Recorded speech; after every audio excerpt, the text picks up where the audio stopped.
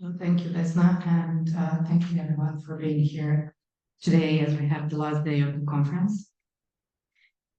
Me myself, I was also recently looking into just literature, the ethnographic literature about Siberia, mostly about the eastern parts of Siberia. So, and about the bears. So I decided to share this with you today as well. But I also have some other ideas in mind.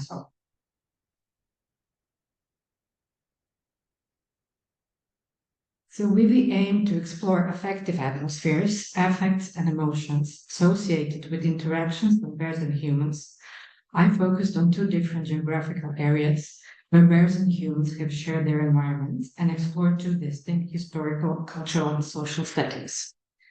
First, due to my interest in so-called hunter-gatherer communities and their worldviews and the Siberian ethnographies, I considered Russian folklore and ethnographic data from the end of the 19th and first half of the 20th century about indigenous communities living in the most eastern parts of Siberia, such as the Nanai, Udege, Ulchi, and Ivki, and looked at the practices in terms of action as well as language, that is mostly short formulaic sentences related to the so-called bear ceremony.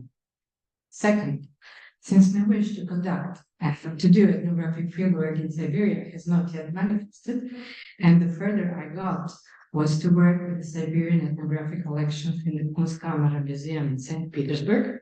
This summer, I simply went and carried out fieldwork much closer to home in Croatia, in a village known as Hutarevo, and known for very close human-bear conviviality and a bear sanctuary. So I will touch upon that. I considered, can you hear me? Is this okay when I speak to the microphone? I considered the notion of affective atmospheres, the way it originated in the field of cultural geography, as an assemblage of affects, humans and non-humans, that is constantly changing as new actors enter and leave spaces and places. You do not view affects as separated from emotions, but rather as a characteristic of emotion, their capacity to stir up, move, provoke reactions from others, as has been proposed by Sarah Ahmed. The practices of sensing to the body and the emergence of feelings and emotions from these practices are considered integral to the production and experience of affective atmospheres. Humans and non-humans can be affected by atmospheres as well as contribute to them, change them, interpret them, or generate new ones through their emotions, actions, and language. Since in human-animal relations, animal and affect are not solely the property of humans, but the animal is also affected by the human, I suggest that encounters between bears and humans created powerful effects for individuals of both species, as well as generated collective effects for some human groups. So bears, more specifically brown bears, inhabiting the Siberian taigas were perceived variously by these Siberian indigenous communities and as ancestors of indigenous groups or particular clans, as guides between the otherworldly realms and the world of humans, and shamanistic frameworks as the shamans guides through different levels of the universe. Human descent from bears has been a prominent theme in myths and narratives of Siberian indigenous communities, and are followed by a number of beliefs, prohibitions, and rules that structure customs and rituals. The so-called bear ceremony was noted among the Nanai, Udege, and Ulchi people, and would be performed to secure the magical reincarnation of the animal itself, please the spirits of the environment, secure successful hunting endeavors, and possibly the reincarnation of ancestors. The ceremony comprised of hunting or ritual killing of a bear, followed by specific procedures in the treatment of bear remains. I propose that hunting down and killing the highly revered animal must have been an emotive and memorable event for the men involved. According to the ethnographic accounts brought forward by Anatoly Startsev about the Udege, the hunt in the taiga took place in the winter. Several days after the hunters came across bear's den. Once the preparations, such as blocking the den, the exit of the den with branches, and clearing out a small section from deep snow, the hunters engaged with the bear more directly, but firstly by talking. by asking the bear to be calm and not hurt them, or by vocally imitating crows in order to hide their human origin. If the noises woke up the bear, but the animal kept still being in fear, the bravest man would poke the bear until he would feel pain. Once aching, the bear would react back in rage, making an attempt to forcefully exit the den. The man waited for the bear to calm down and then allowed the animal to rest. Once the animal was out of the den, the hunters attacked its spears while still humbly addressing the bear. These short, formulaic expressions reference an understanding that the bear is an autonomous non-human person with his or her own free will and volition. Some allude to the mythical descent of humans from bears and notions that the animal, as the mythical ancestor, consciously gives or shares herself with her kin, showing compassion and empathy towards the hunters. Thus, while the charms had a ritual function, perhaps related with man's intention to summon and then embody the ideal hunt, the non-violent act of killing, in which the animal willingly participates, I propose that it could also be seen as short formulaic sentences through which individuals articulated or processed their own excitement, personal fear of the animal they were about to face, fear for their own life, perhaps guilt, and also acknowledged gratitude to the killing, which was hardly a peaceful event, was simply over. Charms, voice, and the emotions emerging, movements of the stricken animal, followed by bears moaning and rolling in pain, or bellowing and roaring in fear, most likely mark the atmosphere of the hunt as one loaded with tension, but also an atmosphere shaped and shifted by narratives, balancing out extreme anxiety towards tactfulness and ritual communication.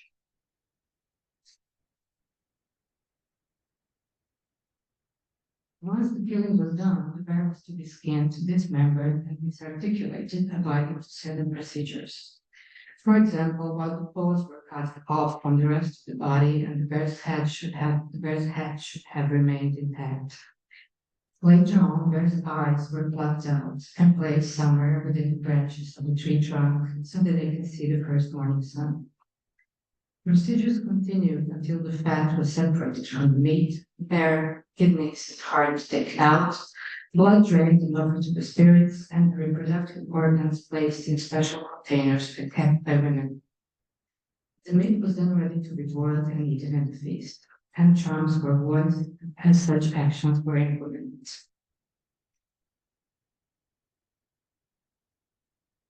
The physical sensations, men but now also women, encountered in these practices are related with smells, sights, and textures of blood and raw meat, its articulated extremities and extracted inner organs, and would have made this a distinctive event for the participants. Charms articulated during the butchering might have helped them navigate their own internal processes and emotions, since to touch, as the philosopher Richard Carney notes, also means to feel and know the other, in this case an animal, who was much more than a regular prey. However, touch is tactful only when it's mutually beneficial for the persons involved, and thus requires discernment, especially when power relations are considered. Through tactful and sensitive acts of dismemberment, the bear was actually told a story of what was being done to his or her body. Charms implied respect, gentleness, and sympathy, but also fear of bear's anger and possible unwanted outcomes if reciprocal relations were broken. They added a performative and theatrical tone to the atmosphere, one that balanced between fear and hope, distance and proximity, as participants remained careful not to impose themselves to the other entirely, but rather restore relations with the animal spirits and the rest of the nature from which they were not exempt. A number of personal narratives gathered in the communities of the Divye people and brought forward by Sergei Berezhnitsky relate to the variations of the bear ceremony consisting of the ritual killing of the bear raised in settlements. The act of bringing a bear cub into a human settlement allowed the growth of interspecies habitual familiarity and intimacy depended on actions undertaken and sensorial experiences, which could easily be transmitted by voice, scent, posture, eye gaze, or simply vibration. As a cub, the bear would live in close vicinity to humans and would be very well cared for. But as the animal grew bigger, he was confined to a cage-like structure and held there sometimes for several years. This action most probably shifted the atmosphere from one, perhaps, of simple joy of multi-species co-presence in a space where the animal felt secure, safe, and trustful. Bears in environments when an enclosure less comfortable, restricting his movements, might have been an uncongenial space, influencing different effective atmospheres for the animal. The bear must have nevertheless greatly affected people's lives, at least with vocal communication such as huffing, woofing, and snorting, also with expressing her nervousness, agitation, and frustration, which might have also informed the overall atmosphere in the settlement. However, the animal was still regularly given water, fed well, sometimes taken for a walk or even a bath by his caregivers, and elder offer a woman who took care for the bear since the first day. Therefore, the day of the ritual killing of the bear, a theatrical event complemented by songs, music, and theatrical scenes reminiscing bear's previous life, of course, generating a celebratory, festive atmosphere, must have been a highly emotionally charged experience for individuals who develop a closer bond with the animal. Bear's death did provoke tears and emotional sadness and grief. However, according to the ethnographies, mostly among female individuals. Interestingly, the expression of women's sadness over the animal's death could have been sanctioned and deemed as socially inappropriate, as illustrated by a personal narrative of an Nephi woman. This account, and this can be open to debate, might also indicate that different people at places can experience different affective atmospheres depending on the elements they focus on. It also entices questions about emotional hierarchies set by society, where some emotions or ways of expressing them are acceptable, while others need correction. Such hierarchies can themselves be influenced by certain affective atmospheres or affective qualities, for example, related with anthropocentrism, speciesism, or gender cultural constructs. However, exploring those affective atmospheres, ways of expressing, navigating, and processing uneasy emotions and different feelings in interactions with animals, and at least trying to address the animal emotion, highlights some aspects of what it actually means to be human and to live in multi-species communities. While as indicated in the ethnographies about the Siberian hunter-gatherers, women might have cared for the bear cub, cared for his life or death, took care of created bear remains. They're not the only ones that embody care. Though perhaps less obvious, hunters' dependency on care intending to successful relationship with different persons in the environment influence the implementation of conscious, ritualized, and embodied actions and habits. Charms, short form-like sentences, with the power to contribute to and change affective atmospheres, can be perhaps seen as formal verbal strategies for living well together in the modern human world. Perhaps also a socially acceptable strategy for male hunters to navigate and change their own emotional states as well as those of animals they interact with. I now turn to strategies, narratives, and actions implemented in creating and navigating effective atmospheres by individuals and groups in an increasingly diverse human and multi-species world of contemporary local community in the village Kutero. Kutero is a village in the area of Lika in Croatia. You can see the area marked green on the map. It's located on the slopes of the Velvet Mountain with houses scattered on a small number of hills.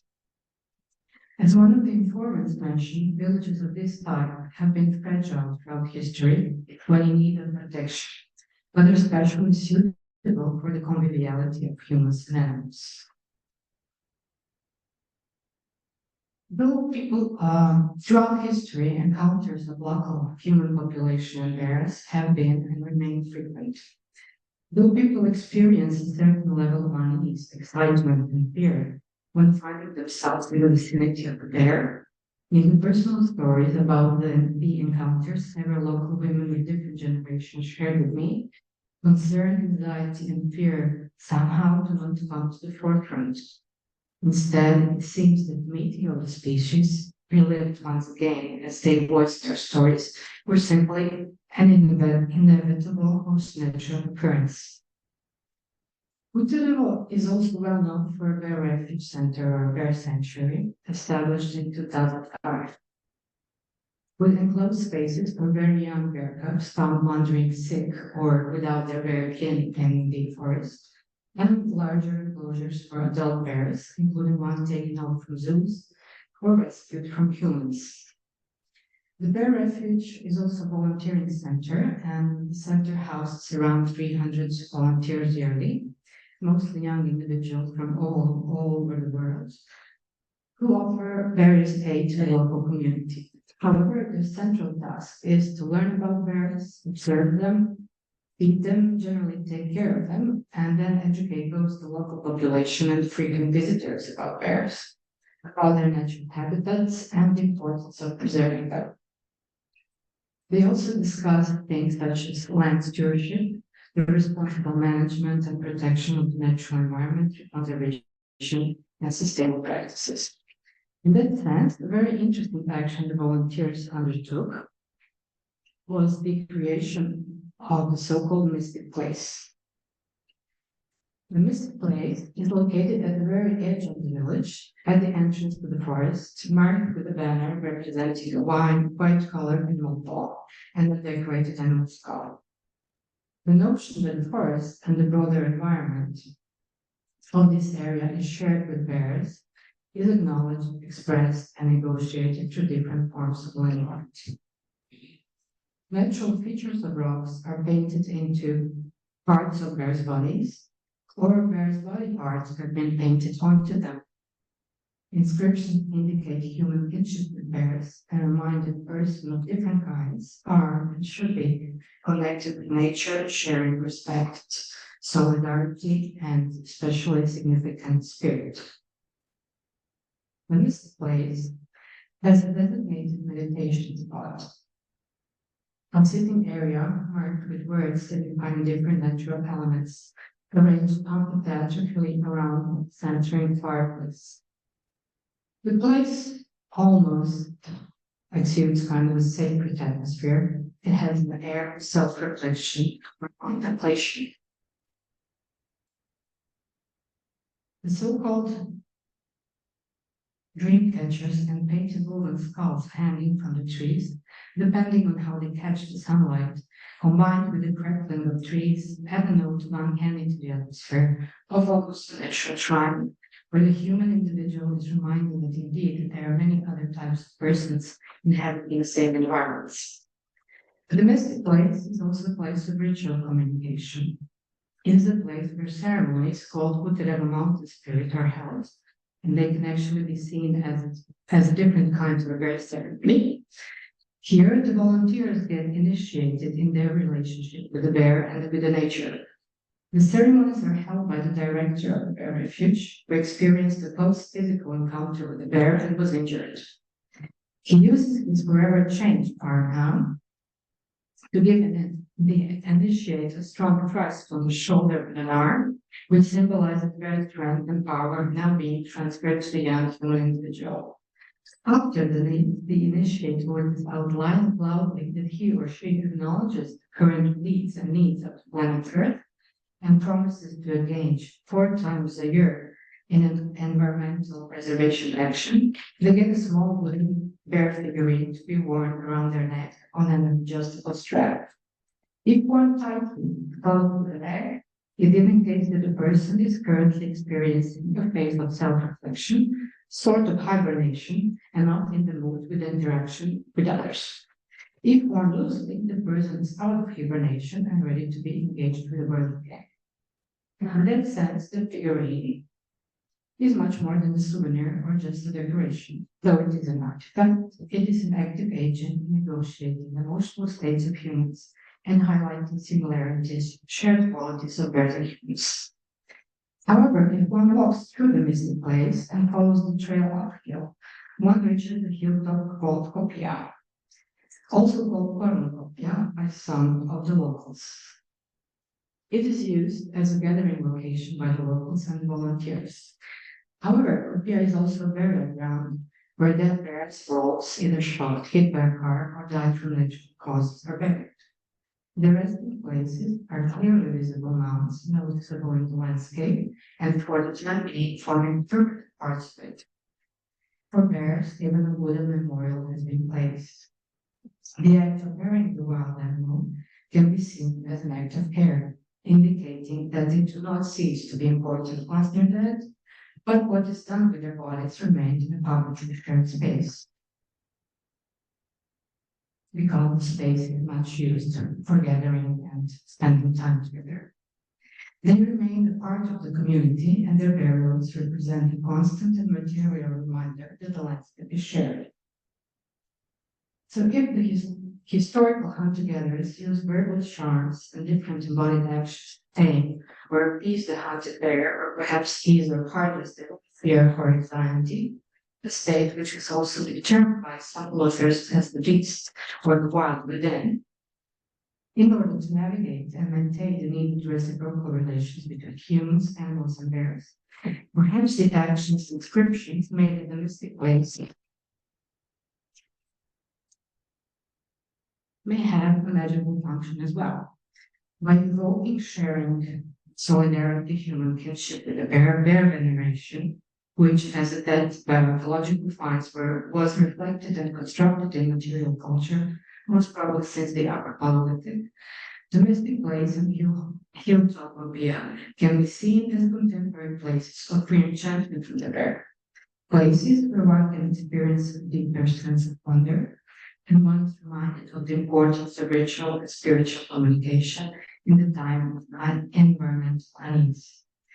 Sometimes it is in the act of becoming still and sensing a deeper connection with the world where conspired action can have been born. Thank you.